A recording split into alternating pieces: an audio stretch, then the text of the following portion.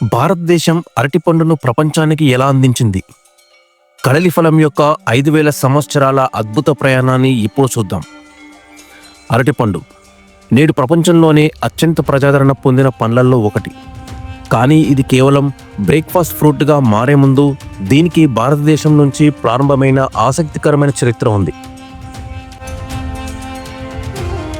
కడలి ఫలం అరటిపండుకు సంస్కృతంలో పెట్టిన పేరు.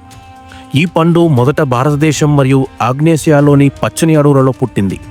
ముఖ్యంగా పశ్చిమ కనుమల వెంబడి ఉన్న తేమతో కూడిన ప్రాంతాలు ఈ పండుకు సహజ వాతావరణాన్ని అందించాయి. అలెగ్జాండర్ ది గ్రేట్ అతను భారతదేశ యాత్రల సమయంలో ఈ అరుదైన పండును చూసి ఆకర్షితుడయ్యాడు. తన మెసిడోనియన్ రాజ్యంలోకి ఈ పండును తీసుకెళ్లి అరటి పండుకు తొలి అంతర్జాతీయ రాయబారిగా మారాడు. తరువాత ఇది అరబ్ వ్యాపారుల చేత బనాన్ అని పిలువబడింది. ఈ పేరే ప్రస్తుతం బనానాగా ఆధునిక సమాజంలో ఉపయోగంలో ఉంది. మిడిల్ ఈస్ట్ నుంచి అరటిపండు ఆఫ్రికా వైపు ప్రయాణించి 15వ శతాబ్దంలో లాటిన్ అమెరికా మరియు కరేబియన్ దీవులకు చేరుకుంది. ఆ తర్వాత 17వ మరియు 18వ శతాబ్దాల నాటికి ఇది ఇంగ్లాండ్కు కూడా చేరుకుంది. అరటి పండ్లను ఆ కాలంలో ఎంతో విస్తృతంగా ఉపయోగించేవారు. అప్పటికే దానికి మంచి ధరలు కూడా వచ్చాయి. 1835లో ఇంగ్లాండ్లోని చాట్స్వర్త్ ఎస్టేట్లో తోటమాలి జోసెఫ్ ఫాక్స్టన్ కొత్త రకమైన బనానాని అభివృద్ధి చేశాడు. తన యజమాని విలియం కావెండిష్ పేరు మీద దానికి మూసా కావెండిషి అనే పేరు పెట్టాడు.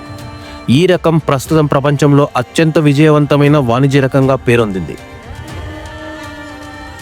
భారతదేశానికి పండ్లతో ఉన్న అనుబంధం కేవలం వ్యవసాయానికే పరిమితం కాలేదు. అరటి పండుకు ప్రాచీన భారతీయ సాహిత్యంలో ప్రత్యేక స్థానం ఉంది. వేదాల నుండి బౌద్ధ గ్రంథాల వరకు ఈ పండును ఎంతో పవిత్రంగా భావించారు. మరోసారి మీరు అరటి పండును తిన్నప్పుడు దాని వెనుక భారతదేశం యొక్క చరిత్రను గుర్తించండి. ప్రాచీన కాలంలో కడలి ఫలంగా ప్రారంభమై అరబిక్ వ్యాపారుల చేత బనాన్గా పరిణామం చెంది నేడు గ్లోబల్ సూపర్ ఫుడ్గా మారిన అరటి పండుకు మన దేశం ఎనలేని పాత్ర పోషించింది.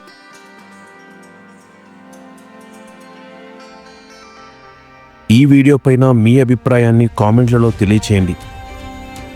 మరిన్ని వీడియోస్ కోసం తప్పక నా ఛానల్కి సబ్స్క్రైబ్ చేసుకోండి.